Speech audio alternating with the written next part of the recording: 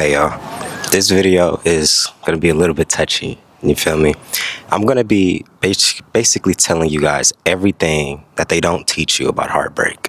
I mean, every phase from when you meet the person, when y'all, first start catching those red flags, to the actual interaction of, the process of what do you do when you find out, this might not, be going forward no more.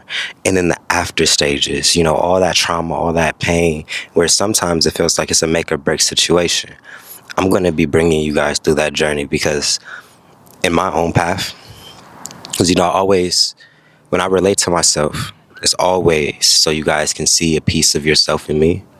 And it makes it easier for us to create this space of healing and longevity when you guys don't feel as if you guys are the only one going through it and you're just like a dummy for not knowing this information. It's more of, I went through it too. And I'm trying to help the next person who may be also going through it or stuck in the cycle, because healing from a heartbreak is 110% a cycle, right? So phone fell. So how I really want to start this video off is talking about the pre-red flags that you may start facing in some of these relationships. And I think red flags is one of those things where you already know what the problem is. Nobody can tell you necessarily what is or is not a red flag to you, because you have certain preferences. There's certain things that you are okay with that the next person might not be okay with. But if you have gotten to the point where you've acknowledged certain red flags within, yourself, within your partner as well, the quicker you bring acknowledgement to it, the better. With me, I was showing red flags, of course. I was messing around in certain relationships, but the one that really broke me down the most, when I found out that this person was cheating, it wasn't even like a slap, like it wasn't even like a big surprise. When I look back, it was happening in my face. The micro emotional cheating, people, texting her and, just giving her energy to things that necessarily wasn't cohesive or respectful to the relationship, right? Now, because this person wasn't directly cheating on me, I was too brainwashed and too in love with the person to realize that these were the early signs of somebody eventually stepping out of the relationship. A wandering eye, just overly friendly, flirtatious energy. These were all red flags. And then if I was being honest with myself, I also had that loose eye. I also had that, that wonder of what else was out there. So spiritually, that was the red flag. Sometimes we only look at other people for their red flags, but sometimes if you look at yourself, you can answer a lot of your questions. If you have to ask yourself if you really like somebody, chances are you don't really like that person, because you wouldn't have had to ask if you like them or not. But since you are in that instance, chances are you don't like the person, just being real with you. Or like different instances, because there's a lot of people who are in relationships and they're dealing with things like lack of communication or anger issues or, insecurity hidden as leadership or submission, right? Because both a man and a woman can be insecure, right? An insecure man is going to show up very controlling in the early stages. He's going to start trying to dictate who you hang out with. He's going to start trying to dictate where you go, how you do certain things. He's going to try, changing who you are before you guys solidified any type of true covenant or true, spiritual bond with each other. They're going to use that insecurity to make you feel as if you have some growing to do. It's almost like a authoritative manipulation tactic, where if they think, or if they can make you think that you know more than them or they know more than you, you're more likely to listen to the things that they're saying and believe it with a blind eye because you don't know any better. So they'll use that authoritative energy over the feminine energy to get her to do what she wants. Meanwhile, that authoritative nature is coming from his wounded insecurities. Him not wanting you to present yourself a certain way because he's scared you might get took. Him not wanting you to do certain things or talk to certain people because you might actually wake up and notice you have other options. An insecure man doesn't want you being aware of your options. A secure man doesn't care if you have options. He's 1010% aware, because chances are if you caught our eye, you're catching other man's eye too. And it's up to me and my ability to choose a partner that I know isn't going to be out here being a duck just because she has all these options. You feel me? is a certain level of confidence, like a silent confidence that a man has when he's not insecure. And then with a woman, when she's not insecure, she's not as, it's kind of like the reverse of what the man does, but then in a feminine form, they're very jealous. They become very controlling. They become very obsessive. You know, who are you with? Why are you there? You know, that they're, can I come with you? Like, it's kind of the same dynamic in a sense, which, if we were to really sit back and look at our relationships, a lot of the problems that we are dealing with is due to the insecurities that weren't addressed at the beginning, right? It's from avoiding the tough conversations and allowing yourself to go with the flow. I say this in so many of my videos. Going with the flow is going to be the quickest way to mess yourself up, to fuck yourself up. Because how in the hell are you going to end up somewhere intentional while letting life throw you in every which way? We already know by nature, life hits us with adversities. Life hits us with temptations. Life hits us with things that is bound to try forcing us down a different way. That's why they say this is the wild, wild west. I think the world is the wild, wild west. And if you aren't being intentional, you're going to end up in buttfuck nowhere. You're going to end up wherever the hell the wind takes you. And who says that that is a good thing?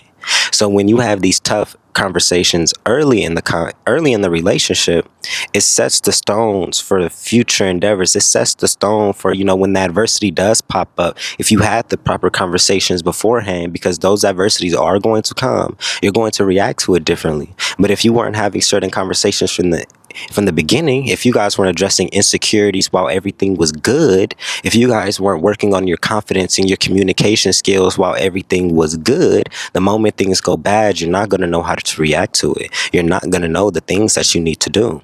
And that could be a red flag within itself. Acting like everything's perfect. Acting like your relationship is just God sent from earth. That God, you know, just whatever the fuck. And everything's perfect. It's just eat. Like, no. There's going to become a time where you overlook something. Something is going to get overlooked, whether you believe it or not, because humans grow, humans change. And if you're not intentional and being cautious of that constant flow of energy, they're going to grow in a certain direction and you may not catch it. And being unintentional versus intentional could be the make or break between somebody maybe stepping out of the relationship. You know, that's what I'm saying. If you can read these things earlier, you can prevent certain things happening. Let's say you had a conversation with your partner early in the relationship that expressed you guys were insecure about certain things, or let's say there were certain things happening in the bedroom that you guys wanted to address. If you addressed it sooner than later and you knew, you could have started implementing things that kind of nurtured that area that they were asking for. But if that area went unspoken, if that area went unaddressed because it was a tough and difficult conversation, that person is more than likely going to step outside of the relationship out of temptation because of the natural adversities that I was just talking about. But if that conversation was had before the natural adversity of temptation came about, he would immediately second guess, because now it becomes a choice and not, you know, I don't want to say a flesh, you know, instinct.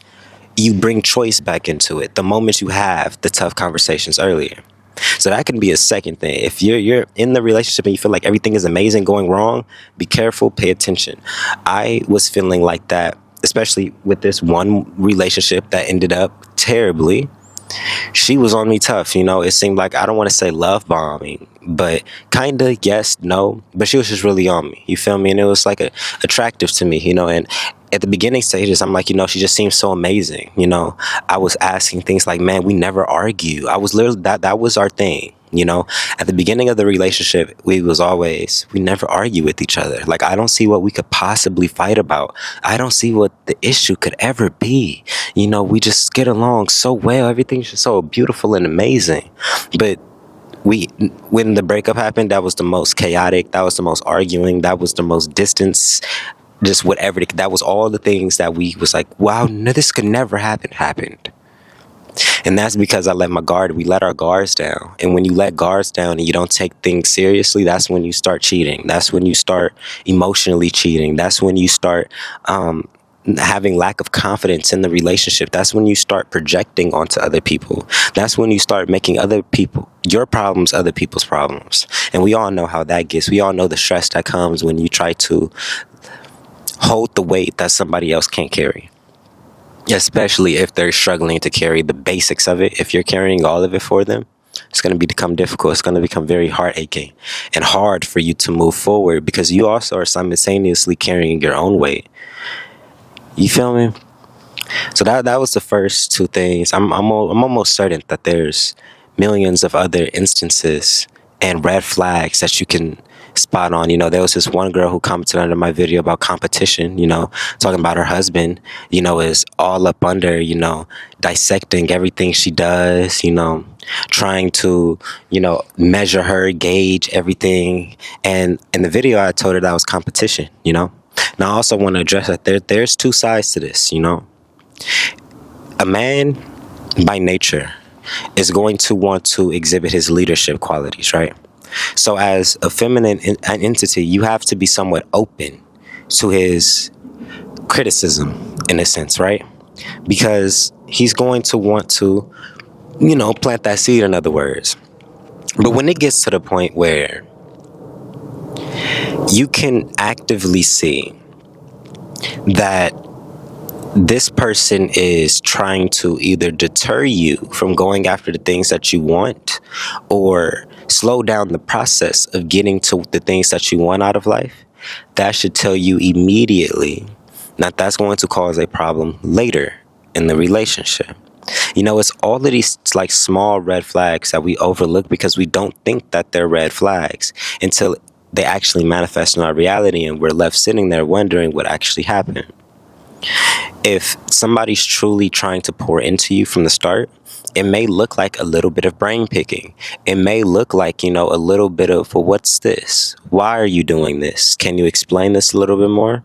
But after you're done opening up, it's always going to be met with some type of reciprocity. There's always going to be some type of resolution. Well, now that I know this, have you tried this? Have you did this? Well, can we possibly work on this? How does this sound to you? There's so many different things that can sound like, but it's always rooted in the growth. You can usually tell when somebody, ask yourself, when somebody's criticizing you or judging you, especially in some type of intimate or vulnerable space, because that's where we hold the most, sensitivity. Ask yourself, is their flag rooted in love or is their flag rooted in hatred? And really listen to the underlying tone of why they're saying what they're saying. Are they saying what they're saying with hopes that I actually do get what I get? Is the things that they're saying rooted from their love and confidence in my ability to achieve the things that I want? Or is their advice and their criticism rooted in their lack of belief in themselves and their insecurities in themselves, and they're trying to manifest that for me? You can always tell, because crazy enough, you can kind of feel it in your stomach. At least with me, I'm an empath. When people start getting into that energy and people start, just it's like an evil eye almost. I feel it.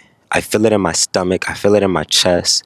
And, in regular life, most chances you can just walk away from these things. You can separate yourself from these situations. But if it's something like family or something like friends or something like, your relationship, you have to address it sooner than later, because from my experience, energy never lies and somebody's going to burst, right? And those bursts is just accumulation of, I've waited so long to say this, I can't wait anymore.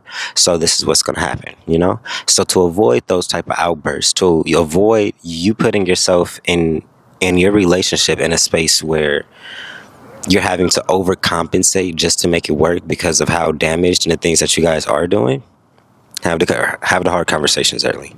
This is very simple. And it's actually going to save you from a lot of bullshit. There's a lot of things that just simply talking about it and getting it off your chest reveals that there was never a problem in the first place. But by you not talking about it, it creates the problem. I talk about this in one of my podcasts. It's like sometimes you literally just need to say it. And just you saying it, sometimes you fix your own problem. Sometimes you're like, well, I like that. Like, I can see that I wasn't thinking right about this, or I can see that my perspective was a little bit twisted. It all goes hand in hand. Now, the second phase in all of this, right? Because I can go on for days and days and days about, the pre-red flags.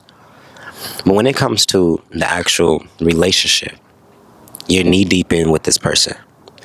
And you're coming to the conclusion that this person's cheating on you.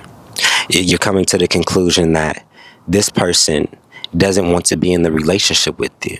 You're coming to the conclusion that maybe this is holding me back, and maybe there's something else out there that I'm not seeing yet. That is going to highlight exactly not only who you are, but your partner.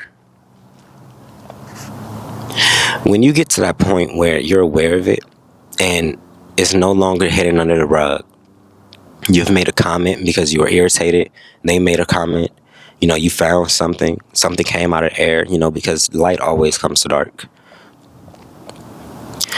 I want you to breathe in those moments and truly ask yourself, is whatever reaction I'm about to give this person worth it? Because truthfully speaking, when the heartbreak first happens, our emotional standpoint is so deregulated and just burst out. It's just like in a chaotic standpoint that you are typically going to make bad decisions.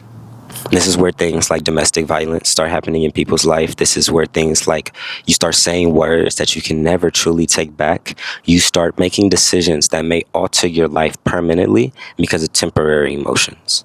Jail time. A lot of things happen when heartbreak happens.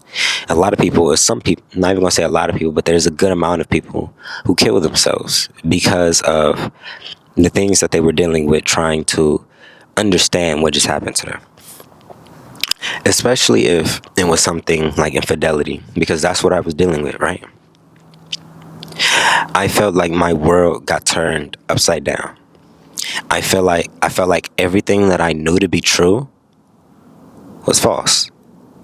It made me like, I literally had a whole identity crisis, because for me to go from the headspace of, oh man, this girl is an angel, she was sent from the gods, you feel me, like she's just so innocent and so pure, like I feel guilty for even doing the things that I've done, like damn, for it to be like, whoa, you were low-key dogging me right in my face and I wasn't aware of it. It didn't make me so much look at her different as it made me look at myself differently. Was I really that blind? Did I manifest this on myself? Was this karma? Which I think it was karma, right? Because I did it first, right? Like when the relationship very, very, very first started. And at the time, and it's crazy too, because when I did do that, when I did cheat, when the relationship first started, crazy because I'm talking about relationship, red flags at the beginning of the relationship. I did it because of that unintentionality that I was talking about earlier, right? I didn't think that this was actually going to go nowhere. I didn't think that this was going to be anything serious. I'm in the 11th grade. You feel me? I'm just like, this is another cute girl. Yada, yada, yada. Ended up cheating within like months of talking to her. You feel me? But then once I started catching feeling, I started realizing like, okay, wait, I kind of like this one, whatever the case may be. I started cutting it out, but there was emotional cheating throughout the years that we were together. But it was happening to me. And I think looking back, and this is why I say regulate your emotions and try to understand probably what just happened, because I was doing it, but she was doing it too. So it made me ask myself, this could be a byproduct of karma, or this could have been a byproduct of my spirit knowing what was up and just acting accordingly. Was I tripping for looking outside of the relationship? Or did I just sense that my woman was also doing the same thing and my spirit, was 10 steps ahead of me, in other words? These are all real perspectives. These are all, thoughts and ideas that we typically have running through our head, especially when it's a two-way street. But when I went through this breakup, the ways that I reacted was accountability and apologizing, right? Of course, I was crying. Of course, I was going through things. But I was like, instead of me sitting here trying to, gaslight you into knowing that you did, because you already know this is wrong. Instead of me trying to gaslight you to get you back, instead of me trying to push it under the rug like you didn't just do that, you feel me, and make the situation 10 times worse by a lack of respect, How about I clean the slate? How about I bring up to the surface everything that happened? I'm not going to let you sit here and think you're the only one guilty or you're the only one fucked up. I'm about to tell you, I also did it. I also cheated. I also stepped out of the relationship. Not from a place of resentment or like ego or like trying to get back at somebody. It was more of, if I want to move forward with you, I'm willing to forgive you. But in order for me to forgive you, we have to literally, like, it's almost like repent in a way. Like, put it all on the table. Be truthful, because if we put it all on the table and we keep it real with each other, there is a possibility that this may not even be that big of a deal. It may not be that big of a problem. But as adolescents, with egos and emotions, that's not at all how that went. There was a whole lot of projecting. There was a whole lot of blaming. It was a whole lot of avoidance, which is, it makes sense. Something like that happening in a 3-year plus relationship. We, as lovers, we tend to be in relationships for a very long time. It makes sense, But if you aren't able to regulate yourself in those moments, you may be able to find solutions. Now, I'm not ever condoning disloyalty or, the exhibit or the action of breaking somebody's trust. That's never at all what I'm condoning. But life happens. Things happen. And reality isn't as cutthroat and harsh and cruel as we make it seem. Our emotions will make it hard. We'll see how our partner's talking to us. We'll see, how they're reacting to us leaving. They're acting nonchalant, like they don't care, or them hitting you with things like I'm the best thing that would ever happen to you. Well, you're never gonna find another man like me. Now, this is two things, and I actually want to be like just so real. When a man tells you you'll never find another man like me, that nigga's lying. If a girl tells you that, she is lying too. The reason why I say this, there's 8 billion people on this planet. You are unique, but you're not that unique. There is a carbon copy fight. There's like literally a doppelganger of you somewhere, whether it's in your articulation, your speech, your thoughts, sometimes even down to your looks. We're not as unique as we think. But if you allow somebody to instill that headspace in you, you're going to subconsciously go about your life looking for that person in particular. You're going to be looking for them, and they might actually be right, because you're going to have to filter out 8 billion people to actually find the ones that's like that person. But if you opened your eyes and opened your mind a little bit, you would realize that chances are there's better people. Chances are you might be attracted to different things. Yes, you might not find a person like that person. I might not find another person like you, but I may like this other person. They're nothing like you, but fuck, I like them too. So I'm not even tripping on that. You feel me? It's always the perspectives and how we go about the breakup or the heartbreak while it's actually happening that dictates so much moving forward. Because if you go into it from an egotistical perspective, you're going to continuously manifest that.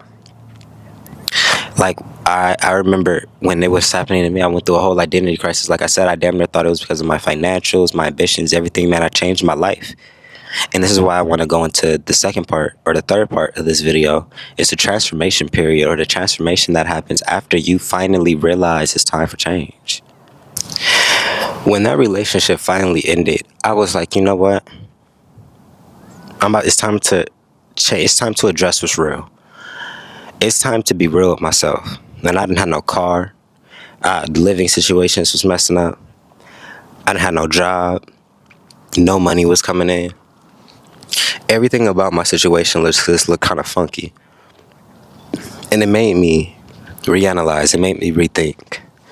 What are my true passions? Why am I at this dead-end job? Why am I not, going after the things that I want, going after the things I desire? Why am I sitting here crying all day? Why am I sitting here struggling to see myself? That was one of the hardest parts of this journey. Not saying that life wasn't throwing adversities the whole time, but when we look at time periods and like gaps of, your life where it's like this was a season where I was dealing with this, and you can look back and actively see you're not dealing with it no more. I can admit that that was a very turbulent season because there was a whole lot of reconstructing. I don't like this. Let me try this differently. I don't like the way that this looks. I don't like the way that this is playing out. Well, let me maybe try doing something differently. This habit is starting to fuck me up more than it's actually helping me. So let me embed a different habit. Let me stop doing these things. Let me stop talking to these people. Let me stop going after the same, characteristics or the same personality types that I was going after in the past. And let me start realigning my life to the things that I truly want. And in the back of my head, I wanted that girl the whole time. Through all that change, I was in the back of my head. I really hope, maybe by me doing this, it'll make her reach out. Maybe if I did this, it'll make, her talk to me. It'll make her forgive me. Maybe if I got on my shit, she'll be I don't know. I don't know what I thought I could do by becoming successful. But over time, it's like that saying where it was like, you can be seduced by anything. And a lot of people get seduced by the fast lifestyle. That's somewhat what happened. In the midst of heartbreak, life started to speed up. I picked up a camera and legacy. And all of a sudden, I was taking pictures. I was being creative. I was with celebrities. It was like my whole paradigm shifted. And I have pictures, literally, like I'll probably find them and put them on the screen where like I'm with Trinidad James, and my papa sitting there in the middle taking a picture, and you can see in my eyes, man, I'm tired. Man, I'm going through something, man. I'm still healing. But nigga, I'm in the spotlight. Not spotlight like I'm not Drake or nothing like that. You get what I'm saying? Like I really hope you guys are catching what I'm saying and not hearing the ego. You feel me? Or listening from the ego. But I'm getting collab posts with people that I looked up to. I'm in rooms and like I'm at my phone list is with people that I used to think that was unattainable.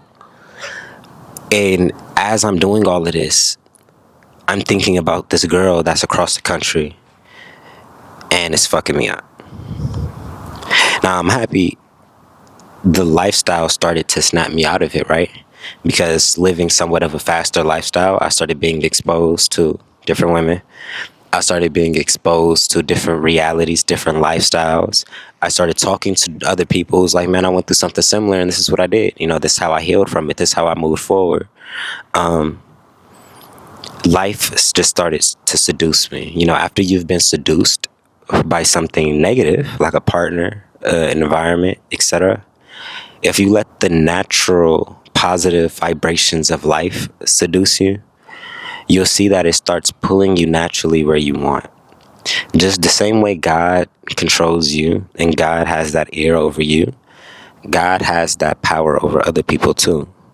So by you simply being open to the frequency and the outcomes that God has for you, you're going to notice he throws curveballs. Sometimes you didn't have to go after the opportunity came after you. Sometimes you didn't have to go after that person came after you. Sometimes you didn't have to do certain things to get what you thought you wanted. It was already meant for you. That, I'm not sure where that came from. That was a very odd, analogy, but yeah, I just started getting seduced by life. Things started to change. And once you start getting in healthier relationships, you start dating, some good people. You start seeing like, this was just this person. It's no longer this idea of, I'm fucked up.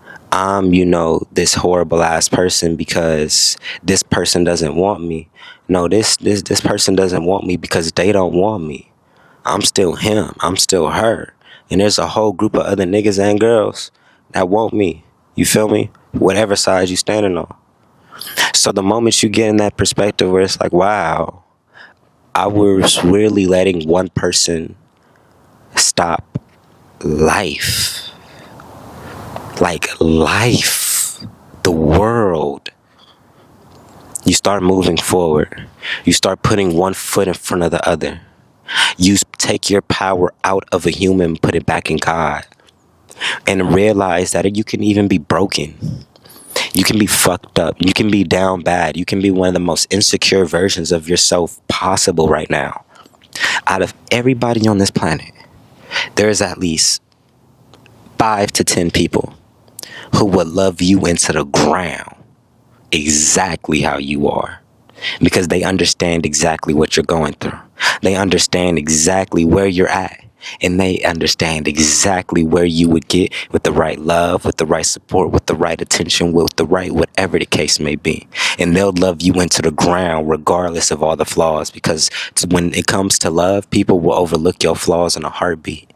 You are a fool to think that you aren't lovable because one person wasn't able to love you how you needed them to.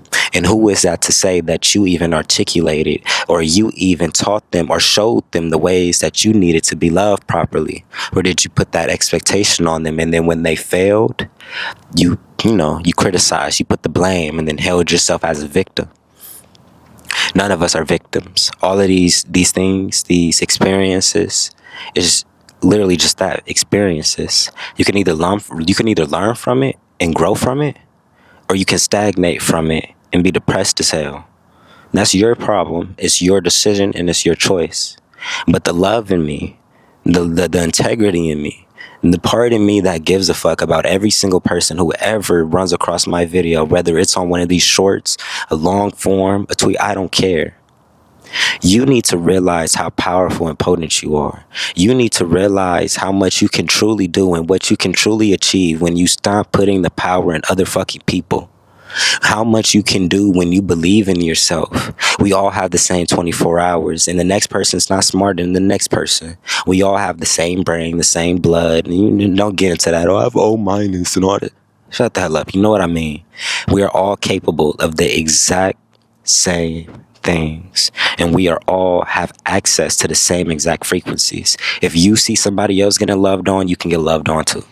If you see somebody else acquiring something, you can acquire it too. It all comes down to that individual and that individual's perspective on what it is they want and how they're going to achieve it.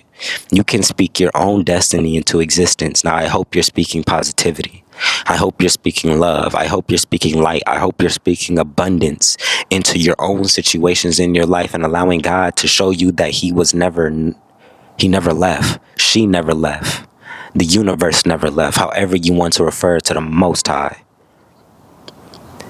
Go after it. Release. Let go. Do not let the troubles of yesterday. Do not let the troubles of your peers. Do not let the troubles of low vibrational frequencies, which only manifest as people. No object has a low vibrational frequency. This rock is impossible. Even something violent like a gun, it's nothing about that holds a low vibrational frequency. Frequencies always have been tied to people.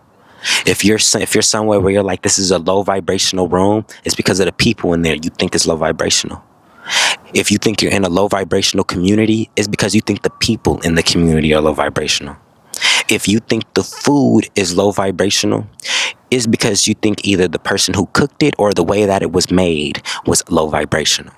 Everything that we're tying these vibrations and these frequencies to is always connected to a person. Now, it's not saying that objects don't have frequencies, because anything of matter, anything that's anything literally has a frequency and has an energetic cord behind it.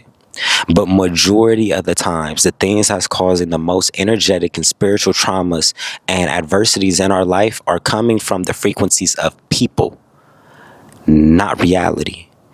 So when you detach other people's ability to shift your emotions and put that pole back into yourself and in the Most High, you aren't swayed by so many things, and you allow yourself to experience. Because what is a slap on the wrist when, nigga, I'm God? We are representations and literal images of God.